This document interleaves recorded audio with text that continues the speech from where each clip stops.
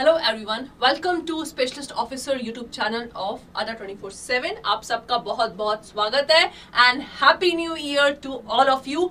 Hope so ये नया साल बहुत ही उम्मीदों उमंगों के साथ आप लोग के लाइफ में आए और आप सबका सिलेक्शन जिसने भी सेंट्रल बैंक ऑफ इंडिया और IBPS SO का फॉर्म फिलअप किया है सबका सिलेक्शन हो। सब लोग ने जितनी मेहनत से पढ़ाई की है आप लोग का रिजल्ट भी उससे बेहतर आएगा। बट हाँ, पढ़ाई एक्चुअली की होनी चाहिए, ठीक है तब जाके आप लोग का रिजल्ट आएगा। और आप लोग का ये डिस्काउंट 80% चल रहा है। जिसने भी अभी तक कोर्स परचेज नहीं किया है 3 जनवरी वाला, मतलब आज 1 जनवरी हो गया, संडे है, उसके बाद आप लोग का मंडे से ये बैच शुरू है।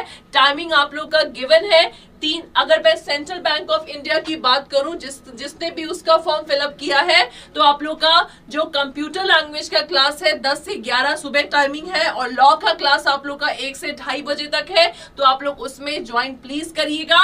और आप लोग का जो नेक्स्ट है करंट अफेयर आप लोग का सिंपली रिकॉर्डेड वे में 6 मंथ का आप लोग को आशीष सर का मिल जाएगा। एक्सपर्ट 1 सारे के सारे आप लोग को एक्सपर्ट टीचर पढ़ा रहे हैं। और जिसने भी IBPS SO का पढ़ा है उसका भी 3 जनवरी से ही आप लोग का सेशन स्टार्ट है। आपको तो बस भाई लॉ पे फोकस करना है, but central bank of India वालों को कंप्यूटर और जनरल नॉलेज पे भी फोकस करना है। सो आप लोग सिंपली कोड यूज करिए Y391 और आपके बैच में 80% तक का डिस्काउंट है।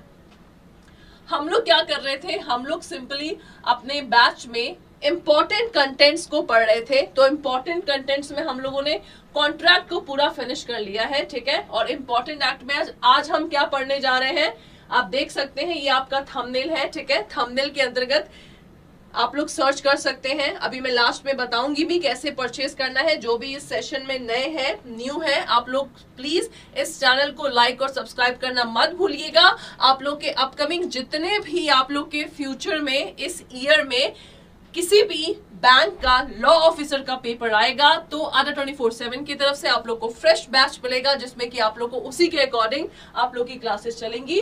तो आज का जो हम लोग एक्ट डिस्कस करने जा रहे हैं वो आप लोग का simply sales of good act है, दैट इज 1930।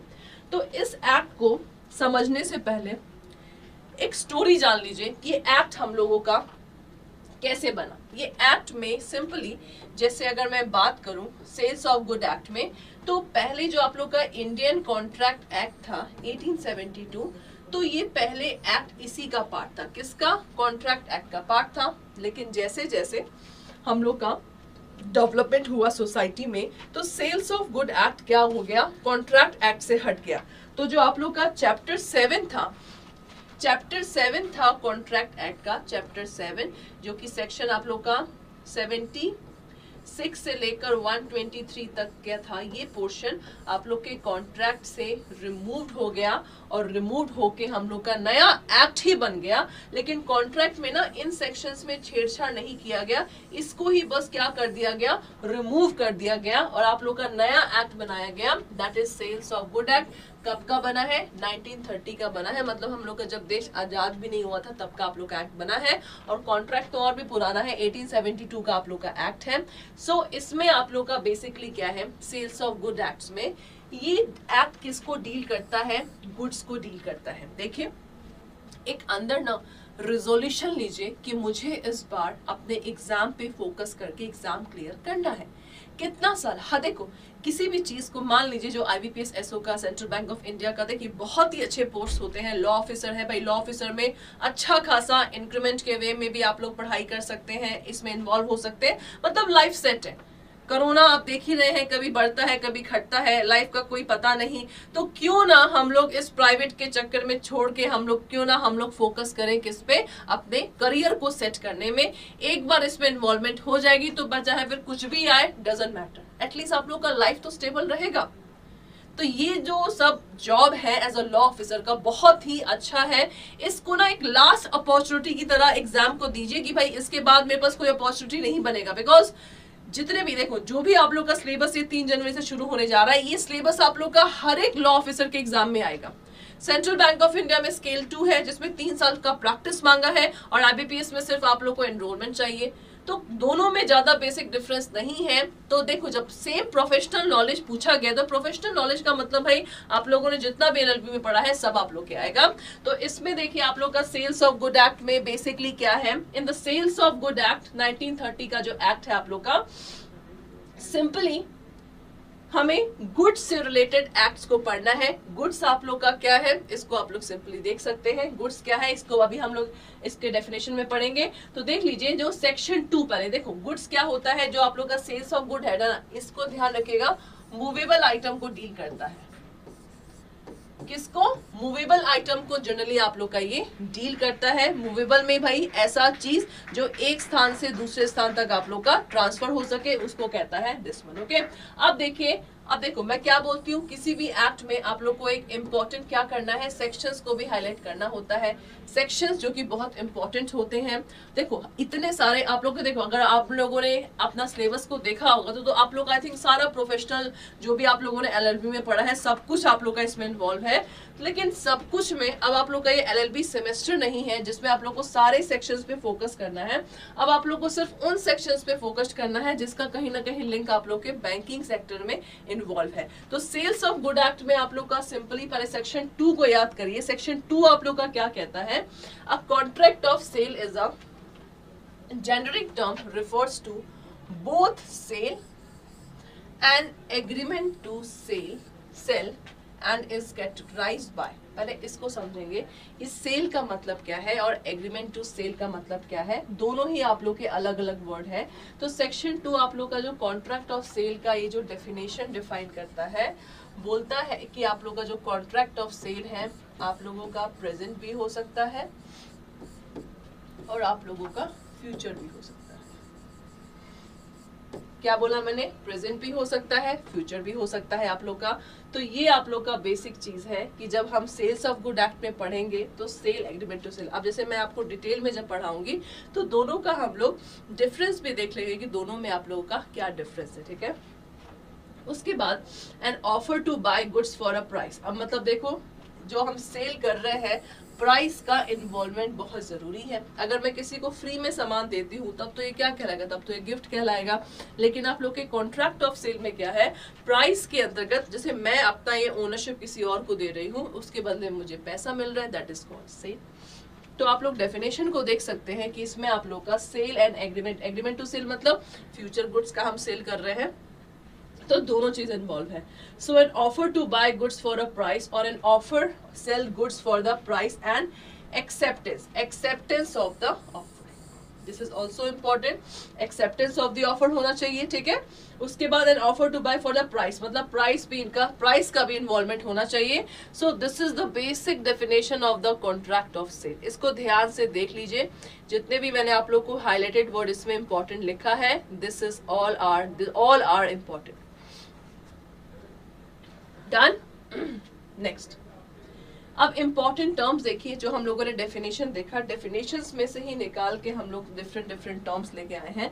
सबसे पहला है आप लोग का बायर।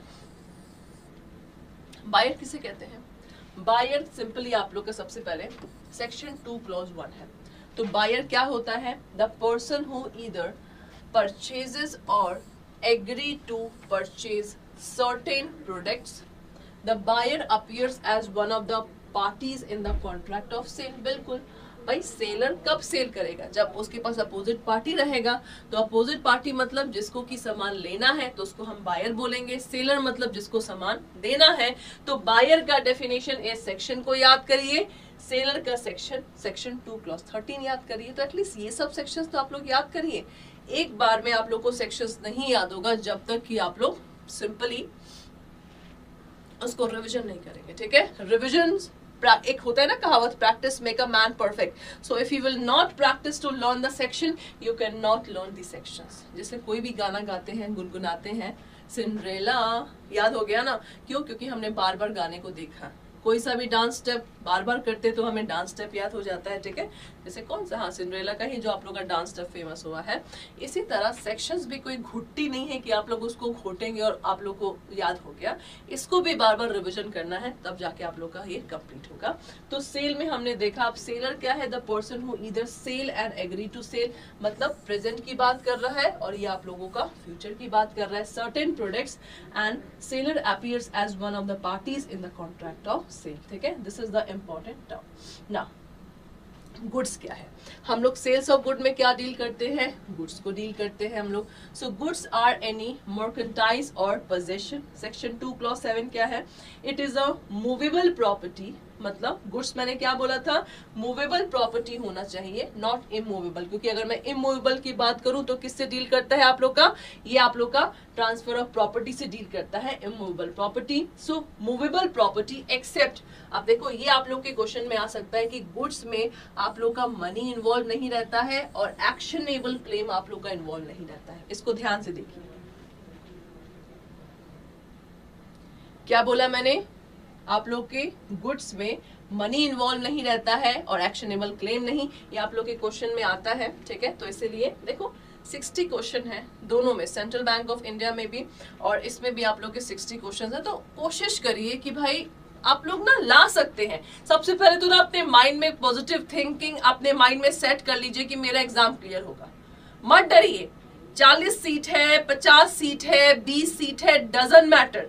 अब सेंट्रल बैंक में 26 सीट है, IBPS SO में 44 सीट है और कितने फॉर्म्स भर रहे होंगे, एटलीस्ट 15 से 20 हजार लोग फॉर्म भर रहे होंगे IBPS में, और इसमें और भी ज्यादा, इसमें मतलब इसमें में भी कम। तो ये मत सोचिए कि भाई कितने फॉर्म फिलअप करें कौन क्लियर करेगा, अपने ऊपर कॉन्फिडेंस रखिए कि अगर मेरा जो प्रोफेशनल नॉलेज लॉ है अच्छे से क्लियर है कॉन्सेप्ट, तो मैं कोई भी क्वेश्चन उसमें से कर सकता हूँ। और आजकल पेपर सेटिंग का कुछ भी नहीं भरोसा, कहीं से भी कोई भी क्वेश्चन उठा के दे सकते हैं। तो इसीलिए एटलीस्ट जो सिलेबस आप लोग का गिवन है उस पर तो अपना कमांड रखिए। ठीक है, अब देखिए उसके बाद गुड्स में देख लिया, उसके बाद आप लोग का स्टॉक और शेयर, इसमें भी कई लोग कंफ्यूज होते हैं कि मैम स्टॉक और शेयर क्या होता है।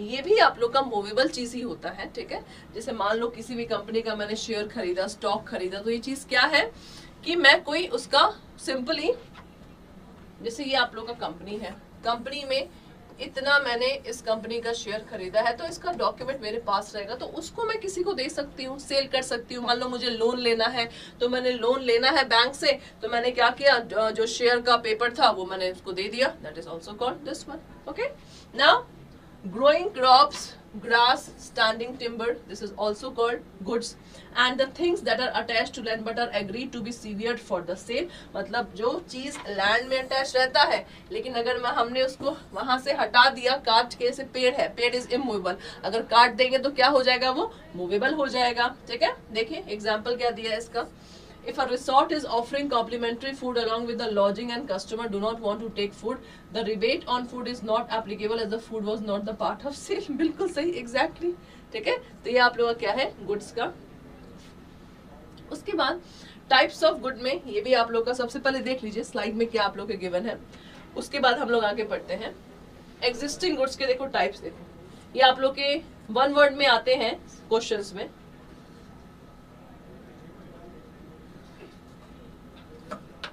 एग्जिस्टिंग गुड आप लोग का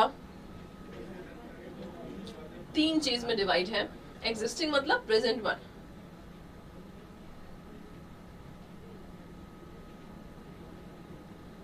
specific good, ascertain goods and unsanctioned and ascertain goods. अब देखो तीनों में क्या डिफरेंस है। सबसे पहले तो सेक्शन को देख लीजिएगा, सेक्शन क्या है इसका। ठीक है, स्पेसिफिक गुड का, स्पेसिफिक, मुझे रेड वाली कार चाहिए, specific. So these goods are identified and agreed to be transferred at the time of making the contract, simply.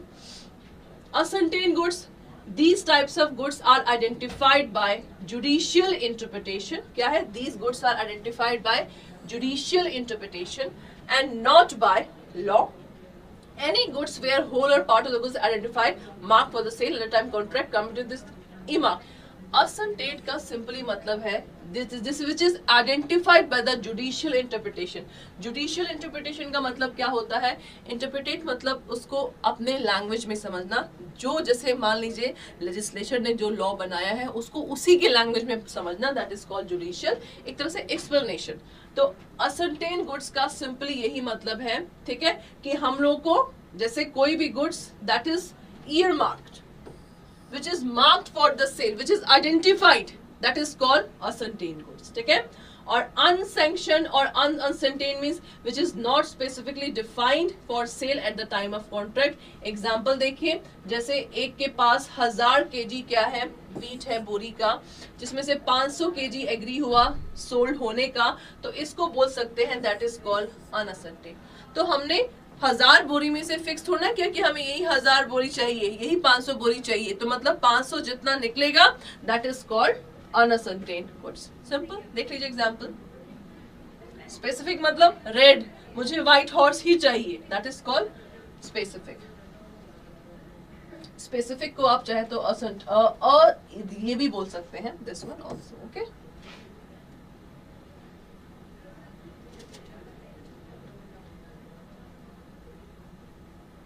Specific भी बोल सकते हैं अनअसर्टेन, ठीक है, इस वाले को। अब देखिए फ्यूचर गुड्स भी होता है, तो गुड्स, अब देखो इसका सेक्शन देखो प्लीज याद कर लो, 2 क्लॉज 6 और इसका क्या था 2 क्लॉज 14, ठीक है। देखो the goods which do not exist at the time of contract, मतलब जब कॉन्ट्रैक्ट हम कर रहे हैं तब एग्जिस्ट नहीं करता है, but are suppose to be produce acquired and manufactured by the seller are called at the future goods, okay. Example देखो, A sell chair and B wants 300 chair of a specific design which A agree to manufacture them at the future date, that is called here chair of the future good. मतलब chairs बनाने को दिया कि मुझे इसी specific design का chair बना के दीजिए, तो भाई देगा, बनाएगा ना, तो बनाएगा मतलब फ्यूचर गुड्स आप लोग का हो गया, ठीक है। Contingent goods, this is also important. सबसे पहले कंटीजेंट वर्ड कहाँ से आया? कंटीजेंट वर्ड आप लोग का आया है कॉन्ट्रैक्ट से। कॉन्ट्रैक्ट क्या होता है? कॉन्ट्रैक्ट आप लोगों ने पढ़ा है। कॉन्ट्रैक्ट में कंटीजेंट कॉन्ट्रैक्ट कहाँ पे गिवन है? सेक्शन 31 से लेकर 36 तक कंटीजेंट कॉन्ट्रैक्ट है। क्या होता है कंटीजेंट कॉन्ट्रैक्ट? जब कोई भी वैलिड कॉन्ट्रैक्ट आपके किसी इवेंट पे डिपेंड होता है, that is called contingent contract, ठीक है। तो इसी तरह कंटीजेंट गुड्स भी होता है, that you can find the answer to what contingent goods is section 6 clause 2 of the sales of good. अब ये भी देख लो, सेक्शन याद कर लो, 6 clause 2। A contingent is a kind of future goods, but it is dependent upon the happening of the certain condition. Same चीज contingent good भी क्या है? एक तरह का future goods है जो कि depend करता है किसी uncertain event पे, क्योंकि contingency का मतलब भी होता है that is called uncertainty, ठीक है। तो इसको आप लोग देख सकते हैं। Example देख लीजिए, X has agreed to sell 100 mangoes from his farm to Y at a future date, but this sale depend on the fact whether the trees in the X farms give a yield of 100 mangoes by the date of the contract. This is called the contingent one, okay? तो ये आप लोगों का contingent का exact answer है। Done? Now, अब देखो delivery, क्योंकि देखो सेल्स ऑफ गुड्स में क्या हो रहा है, हम सामान का डिलीवरी ही तो कर रहे हैं। अब तो डिलीवरी क्या होता है, इसको सबसे पहले सेक्शन। तो होप सो आप लोगों ने आज जितने भी सेक्शंस पढ़े हैं, सेक्शंस को प्लीज ध्यान में रखिएगा। सेक्शंस अगर आप लोगों ने समझ लिया किसी भी एक्ट का, तो आप लोग को बिल्कुल भी परेशानी नहीं होगा सेक्शंस को पढ़ने में। तो डिलीवरी आप लोग का क्या है, सिंपली जब हम कोई चीज किसी पर्सन को देते हैं, मतलब transferring the possession of goods from one person to another, that is called the delivery. Person receiving the goods could either be the buyer, जो रिसीव कर रहा है गुड्स या तो वो बायर हो सकता है या कोई भी पर्सन हो सकता है which is authorized by buyer to receive the goods, okay. Now this is the types of delivery, this is very important. देखिए क्या चीज है आप लोग का, सबसे पहला एक्चुअल। एक्चुअल का मतलब क्या होता है, hand over. It is handed over directly to the buyer, this is the important crux of actual delivery. Pen को मैंने सैम को दे दिया, that is actual delivery. Constructive delivery, when the transfer of good is done without any change in the possession, then it is constructive. It could mean that the seller even after the selling goods hold them as a bailey for the buyer. Constructive का मतलब simply मैंने fridge खरीद लिया, ठीक है, दुकान से fridge खरीद लिया, लेकिन अभी तक मेरे पास फ्रिज क्या हुआ है, डिलीवर नहीं हुआ है, तो ये क्या हो जाएगा, that is called constructive delivery. Please see, दोबारा पढ़िए, When the transfer of good is done without any change in possession, it is a constructive. It means that the sailor, even after the selling of goods, hold them as a daily. ठीक है, that is called constructive. Next क्या है? Symbolic. Symbolic में similarly goods are not delivered, but symbolic means obtaining possession is involved. Example, handing over the keys of a warehouse where the goods are stored is a symbolic delivery. Such delivery is usually done when the goods are bulky or heavy. मतलब मैंने अगर किसी person से सामान खरीदना है, सामान मैंने पैसे दे दिए, सामान खरीद लिया, बट जो मेरा सामान है वो किसी के गोदाउन में, सेलर के गोदाउन में रखा है, तो उसने मुझे चाबी दे दिया, मतलब सिंबॉलिक, अगर मैं चाबी बट ऑब्वियस लेके जाऊंगी, अपना सामान ले लूंगी, तो that is called the this one symbolic. मतलब रिप्रेजेंट हाँ मेरा ही है, लेकिन क्या है, क्या हुआ है, गुड्स अभी तक मेरे पास डिलीवर्ड नहीं हुआ है. तो दोनों में कंफ्यूज मत होइएगा, कंस्ट्रक्टिव और इसमें. ठीक है, सो this is all for today's class. देखिए आज 1 जनवरी है, 3 जनवरी ये मतलब परसों से आप लोग का ये बैच शुरू हो रहा है. आप लोग को कैसे परचेज करना है इसका एक मैं क्विक क्लास आप लोग को बता रही हूँ. सिंपली आप लोग को जाना है अड्डा के साइट पे. अड्डा के साइट पे जाएंगे तो आप लोग को देखिए ऐसा सब चीज मिलेगा. उसके बाद आप लोग को ऑल कोर्सेज पे जाके IBPS SO पे क्लिक करिए, जिसको मेंस का क्विक रिवीजन करना है. अगर जिसको सेंट्रल बैंक ऑफ इंडिया करना है, सेंट्रल बैंक ऑफ इंडिया कर सकते हैं. सपोज मैंने सेंट्रल बैंक ऑफ इंडिया में क्लिक किया. इसको क्लिक करते ही देखिए आप लोग के 2 सेगमेंट आएंगे. सबसे पहला IT ऑफिसर का है और दूसरा आप लोग का लॉ ऑफिसर का है. तो लॉ ऑफिसर में आप लोग को क्लिक करना है और आप देख सकते हैं सबसे पहले कि लॉ ऑफिसर में आप लोग का 35 आवर का क्लास है टोटल.